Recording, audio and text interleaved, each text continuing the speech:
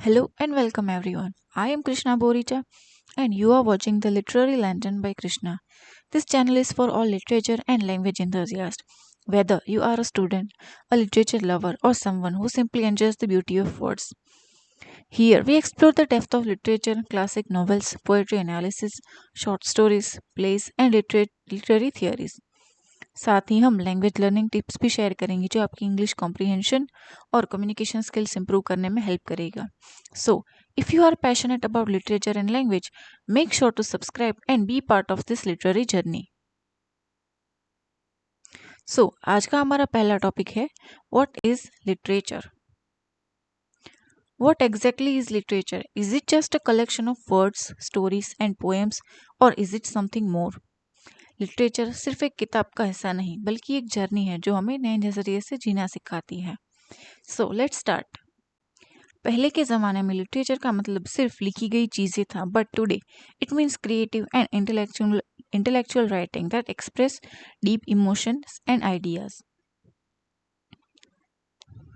But literature did not start with writing. सबसे पहले लोग कहानियाँ बोलकर सुनाते थे.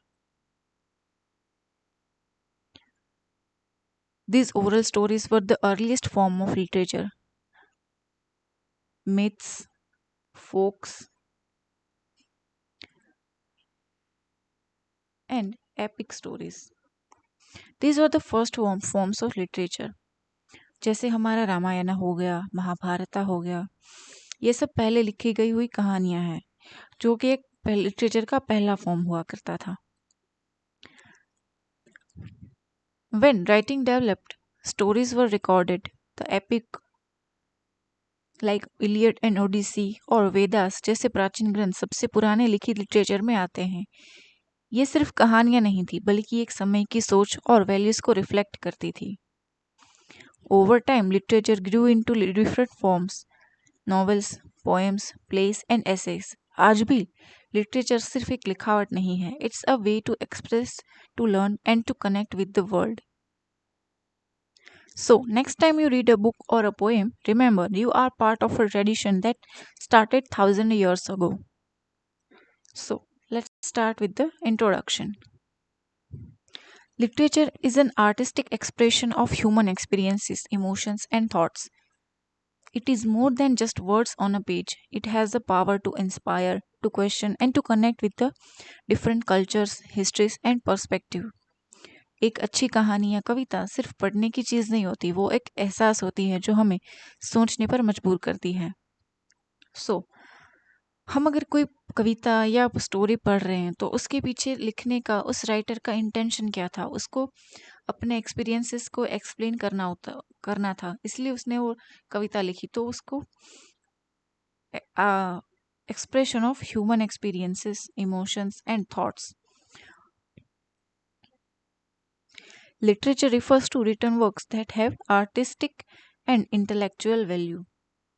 It includes a variety of forms like novels, short stories, plays, poems, and essays. So, हम देख सकते हैं कि पहले के ज़माने में हम बोलते थे कि लिटरेचर जो भी लिखी हुई चीज़ है, जैसे कि न्यूज़पेपर हो गया, पोएम हो गई, शॉर्ट स्टोरी हो गई, वो सब लिटरेचर है. It explores human experiences, emotions, ideas and societal issues. Human experience, जैसे मैं कुछ कविता लिख रही हूँ तो मेरे कुछ एक्सपीरियंसेस होंगे जो मैं उसमें डिस्क्राइब करूँगी. जैसे मैं एक पहाड़ के सामने बैठी हूँ, मैं पहाड़ के बारे में पोएम लिख दी, तो वो मेरा एक एक्सपीरियंस है जो मैंने कविता में उसको ट्रांसफ़र किया. मेरे इमोशंस, मेरे आइडियाज़ एंड सोसाइटल इश्यूज़. आजकल हम देखते हैं कि जैसे कि बहुत सारे आर्टिकल्स आते हैं, जैसे फेमिनिज़्म हो गया या फिर रेप कल्चर हो गया, ये सब के अगेंस्ट में आर्टिकल्स आते हैं जो कि सोसाइटी का एक सबसे बड़ा इश्यूज़ है. So every written work is a literature, whether it is a journal, a newspaper, a pamphlet और anything. Here we can see newspapers, websites, blogs, podcasts, documentaries, online videos, conference presentation, articles, books, and everything is a literature. Let's move forward. Key characteristics की characteristics of literature. Literature की क्या खास बात है जो हमें उसको अलग बनाती है? की कैरेक्टरिस्टिक्स ऑफ लिटरेचर, सबसे पहला है creative use of language. Literature uses language artistically to convey deeper meanings. Literature का सबसे इंपॉर्टेंट फीचर है इसका creative use of language. A writer doesn't literature का सबसे इंपॉर्टेंट फीचर है इसका creative use of language. Literature का सबसे इंपॉर्टेंट फीचर है इसका creative use of language. A writer doesn't just use simple words, वो वर्ड्स को एक आर्टिस्टिक वे में यूज करता है जो क्रिएट करता है deeper meanings. For example, poets use metaphors, simile and imaginary to paint a picture in our mind. Think about Shakespeare's famous line, all the world's a stage and all the men women merely players. यहाँ Shakespeare एक simple बात नहीं कह रहा, वो life को एक drama से कंपेयर कर रहा है।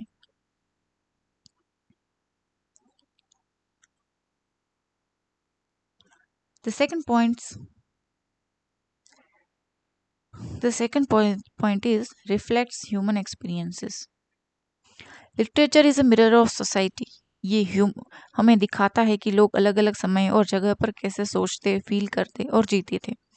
For example, when we read Premchand's Godan, we understand the struggles of farmers in India. Similarly, Charles Dickens Oliver twist हमें 19th सेंचुरी इंग्लैंड की गरीब बच्चों की लाइफ दिखाता है। Literature helps us connect with people from different times and backgrounds. जैसे हम महाभारत पढ़ रहे हैं, एपिक है जो हमारा महाभारत, तो उस वक्त हम क्या पढ़ते हैं, उस वक्त के जो रिचुअल्स थे, जो हमारी प्रथा चलती थी उस टाइम, वो हमें दिखाता है, तो हमें उस वक्त के बारे में पता चलता है। The third point is universal themes. Common themes include love, conflict, identity, nature and human emotions. देखिए, जब आप लिटरेचर लिखने या पढ़ने बैठते हैं तो आपके दिमाग में ये नहीं चलता कि अच्छा तो मैं इस बारे में लिखूंगा या इस बारे में पढ़ूंगा, या कोई बाउंड्रीज नहीं है। आपको जिस भी बारे में लिखना है, लव के बारे में लिखना है, बीट्रेल के बारे में लिखना है, ब्यूटी के बारे में लिखना है, नेचर के बारे में लिखना है, आप आपको जो लिखना है आप फ्रीली लिख सकते हो, कोई बाउंड्रीज नहीं है इसमें। आपने कभी नोटिस किया है कि चाहे कोई भी देश हो, कोई भी समय हो, कहानियों में हमेशा कुछ कॉमन थीम्स होती हैं, जैसे कि ये हो गया love, conflict, identity, nature and human emotions, ये सब यूनिवर्सल थीम्स हैं। फॉर एग्जाम्पल, रोमियो और जूलियट ले लेते हैं, उसमें उसकी मेन थीम क्या है? लव। रामायण हो गया, महाभारत हो गया, वो उसकी मेन थीम है मोरालिटी। लिटरेचर हर समय में इन्हीं इमोशंस को रिफ्लेक्ट करता है। So literature is not just about reading stories, it is about understanding human emotions, creativity and experiences. अब जब भी कोई नॉवेल, पोएम या ड्रामा पढ़ो, सोचो किस तरह राइटर ने लैंग्वेज को क्रिएटिवली यूज किया है, किस तरह ह्यूमन एक्सपीरियंसेस को दिखाया गया है और कौन सी यूनिवर्सल थीम उसमें है। Now, let's talk about the different types of literature. Literature can be broadly divided into three main types: fiction, poetry, and non-fiction. Let's understand each with example. Fiction. Fiction का मतलब होता है imaginary stories, कहानियाँ जो किसी writer की imagination से आई होती है. It includes novels, short stories, and plays. Fiction में कैरेक्टर्स, प्लॉट और सेटिंग सभी इमेजिनरी होते हैं, लेकिन कभी कभी ये रियल लाइफ एक्सपीरियंस से इंस्पायर होते हैं। For example, Shakespeare's Romeo and Juliet एक फिक्शनल लव स्टोरी है, लेकिन इसमें जो इमोशंस हैं वो बिल्कुल रियल लगते हैं। एक और एग्जाम्पल है जो कि हम सबका फेवरेट है, Harry Potter by JK rolling. इसमें जेके रोलिंग ने एक अलग ही दुनिया बनाई है, बट उसमें जो उन्होंने इमोशंस यूज किए हैं, लव, फ्रेंडशिप, वो सब हम उससे रिलेट कर सकते हैं, वो हमें रियल लगता है। Second one is poetry. Poetry is a special form of literature that focuses on rhythm, rhyme, and emotion. कवि अपने शब्दों को एक म्यूजिकल इफेक्ट देने के लिए अलग अलग टेक्निक्स का यूज करते हैं, जैसे मेटाफर्स, सिमिली और imagery. For example, William Wordsworth की पोएट्री नेचर और ह्यूमन इमोशंस को ब्यूटीफुली एक्सप्रेस करती है. उसकी एक फेमस पोएम है, पोएम का नाम है डैफोडिल्स. इसकी लाइन है, I wanted lonely as a cloud, जिसमें वो डैफोडिल्स के माध्यम से खुशी और सॉलिट्यूड को डिस्क्राइब करता है. The third one is non fiction. Non fiction वो लिटरेचर होता है जो सच्चाई पर बेस्ड होता है. इट इंक्लूड्स एसेज, बायोग्राफीज और मेमोरीज. ये हमें रियल लाइफ इवेंट्स और लोगों के बारे में बताता है. For example, the diary of young girl by Anne Frank एक रियल डायरी है जो एक जूइश लड़की ने लिखी थी वर्ल्ड वॉर सेकेंड के दौरान. इसमें उसकी लाइफ की सच्ची कहानियां हैं जो हमें एक हिस्टोरिकल पर्सपेक्टिव देती है. So literature has many forms and each type helps us to see world in a different way. कोई फिक्शन में कहानियों के माध्यम से मैसेज देता है, कोई पोएट्री में इमोशंस को एक्सप्रेस करता है, तो कोई नॉन फिक्शन में सच्चाई को सामने लाता है. आपको कौन सा सबसे ज्यादा पसंद है? Please comment. अब तक हमें लिटरेचर के टाइप्स देखे, but what makes literature so special? आखिर लिटरेचर की खासियत क्या है जो उसे इतना पावरफुल बनाती है? लेट्स एक्सप्लोर इट्स की qualities. What makes literature so special? सबसे पहली क्वालिटी है क्रिएटिविटी. लिटरेचर इमेजिनेशन का एक प्लेग्राउंड है और राइटर अपनी क्रिएटिविटी को यूज करके नए characters, stories and world create करता है, जिसे शेक्सपियर ने अपनी इमेजिनेशन से unforgettable characters like Hamlet, Macbeth, इन सभी कैरेक्टर्स को एक जान दी है. फिक्शन ही नहीं, पोएट्री और नॉन फिक्शन में भी क्रिएटिविटी होती है, जैसे रस्किन बॉन्ड की स्टोरीज हो गई और दूसरे किसी राइटर्स की पोएम हो गई या कोई शॉर्ट स्टोरी हो गई. Second one is emotional appeal. एक अच्छा लिटरेरी वर्क हमारे इमोशंस को टच करता है, कभी हमेशा खुश करता है, कभी रुलाता है, कभी सोचने पे मजबूर करता है. जैसे रोमियो और जूलियट की एक ट्रेजिक लव स्टोरी जो हमें प्यार और सेक्रीफाइस के इमोशंस को फील कराती है. Similarly R.K. Narayana, Malgudi days. आपने सुना होगा या फिर देखा होगा इसकी टीवी. इनकी स्टोरी बहुत सिंपल होती है जो हमें रियल लाइफ एक्सपीरियंसेस के बारे में बताती है. हमें ऐसा नहीं लगता कि ये बनाया गया है या इमेजिन किया गया है. सिंपल लोगों को बताते हैं, सिंपल लोगों को दिखाते हैं, जिससे कि हम लोग रिलेट कर सकते हैं. The third one is universal themes. It explores idea that everyone can relate to, like love, loss and courage. Literature timeless होता है क्योंकि ये यूनिवर्सल थीम्स को एक्सप्लोर करता है, जैसे लव, लॉस, करेज एटसेट्रा. चाहे एक कहानी 200 साल पहले लिखी गई हो, अगर उसमें इमोशंस और आइडिया रिलेटेबल हैं तो आज भी लोग उससे कनेक्ट कर सकते हैं. हम कोई पुरानी किताब पढ़ रहे हैं जो 200 साल पहले लिखी गई है, 100 साल पहले लिखी गई है. जैसे हम लेते हैं महाभारत को, हम महाभारत पढ़ने बैठे हैं तो उनकी कहानी को देख के या फिर जब कृष्ण अर्जुन को कुछ सीख देते हैं तो हम उसमें से सीख आज भी लेते हैं. ये नहीं है कि चलो उन्होंने बता दिया और 2 साल बीत गए उसके बाद हम कुछ रिलेट ही नहीं कर पा रहे हैं. तो लिटरेचर टाइमलेस होता है, मतलब जब भी इसे पढ़ोगे आप कुछ नया पाओगे और वो जो थीम्स, यूनिवर्सल थीम्स है, उससे आप रिलेट कर पाओगे.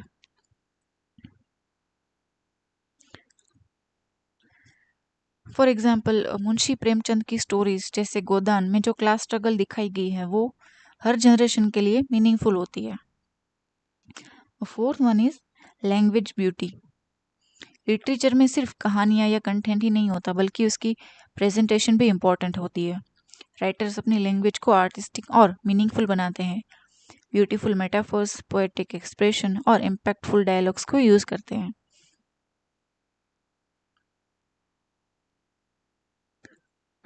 Fifth one is timelessness.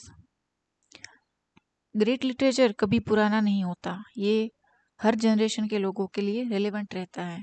इसलिए हम आज भी कालिदास की पोएट्री पढ़ते हैं, शेक्सपियर के प्लेस देखते हैं और महाभारत और रामायण की कहानियों से सीख लेते हैं।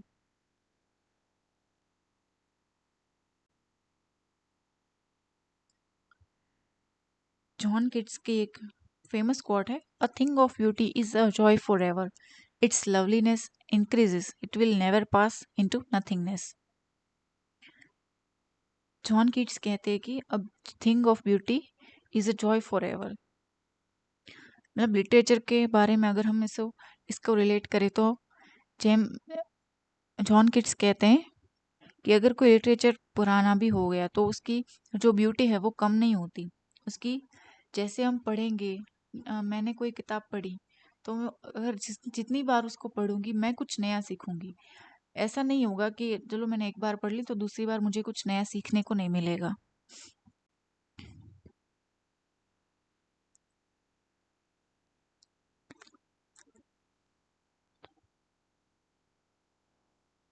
Literature reflects society. अब हम पढ़ेंगे लिटरेचर इतना मैटर क्यों करता है हमारी लाइफ में। Literature reflects society. जिस तरह एक मिरर हमें हमारी तस्वीर दिखाता है वैसे ही लिटरेचर सोसाइटी का रिफ्लेक्शन होता है।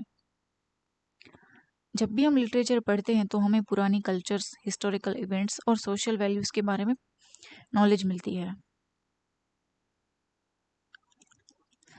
अगर हम किसी लिटरेचर को पढ़ रहे हैं वो बहुत पुरानी है, जैसे कि 20th century, 19th century, Charles Dickens की नॉवेल्स है या फिर प्रेमचंद की कहानियां हैं, तो हमें उस टाइम के बारे में पता चलेगा कि उस टाइम पे लोग कैसे थे, वहाँ का कल्चर क्या था, सोसाइटी में कौन से इश्यूज थे, वहाँ की हिस्ट्री क्या थी।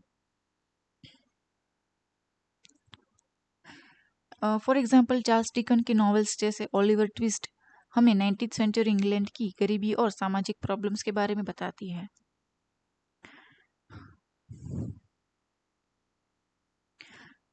The second one is broadens perspectives, exposes us to new ideas and diverse viewpoints. अगर आप सिर्फ एक जगह के एक लोगों की कहानियां सुनेंगी तो आपका नज़रिया लिमिटेड रहेगा। लिटरेचर हमें नए विचार, नए नज़रिए और अलग अलग कल्चर्स के व्यू पॉइंट समझाने का मौका देता है। जैसे कि आपने इंडिया के बारे में रविंद्रनाथ टैगोर की नॉवेल्स पढ़ी या उनकी पोएम्स पढ़ी तो आप इंडिया के बारे में पता चलेगा। आपने कभी अफ्रीकन नॉवेल्स पढ़ ली तो आपको अफ्रीका के बारे में पता चलेगा। लिटरेचर में ऐसा नहीं है कि आप किसी एक जगह के बारे में पढ़ लो तो फिर वो लिमिट लिमिट नहीं है इसमें। अगर आप दूसरी चीज़ें चीज़ें एक्सप्लोर करेंगे, दूसरे कंट्रीज के लिटरेचर को एक्सप्लोर करेंगे तो ये आपका पर्सपेक्टिव्स और भी ब्रॉड बनेगा। Third point is inspires thought. कभी कभी एक बुक या एक पोएम हमारे सोचने का तरीका बदल सकती है। लिटरेचर क्रिटिकल थिंकिंग डेवलप करता है और हमें खुद के विचार बनाने के लिए इनकरेज करता है। जैसे मैं कुछ बुक पढ़ रही हूँ तो मैं सोचूंगी कि उस टाइम ऐसा क्यों था या फिर राइटर ने ऐसा क्यों लिखा। राइटर के बारे में और जानना मैं चाहूँगी कि उसके लाइफ के क्या एक्सपीरियंसेस है जो उसने इस बुक में लिखा है। फॉर एग्जाम्पल जॉर्ज ऑरवेल की नॉवेल है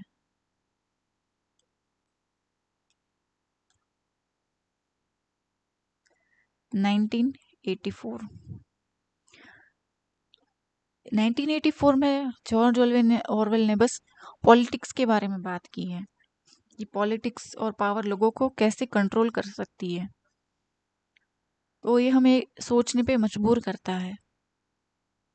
तो लिटरेचर हमेशा हमें सोचने पे मजबूर करता है, हमें नए ख्याल आते हैं दिमाग में, हमें कुछ नया सोचने को मजबूर करता है। सो आज के लिए इतना ही। Conclusion: literature is a powerful tool for exploring the human experiences.